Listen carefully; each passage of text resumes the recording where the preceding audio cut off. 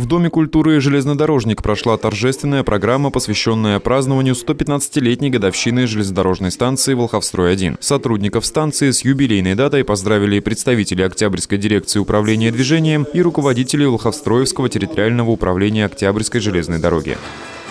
Работникам станции вручили памятные награды и цветы. Творческий коллектив Дома культуры подарил яркие концертные номера своим гостям.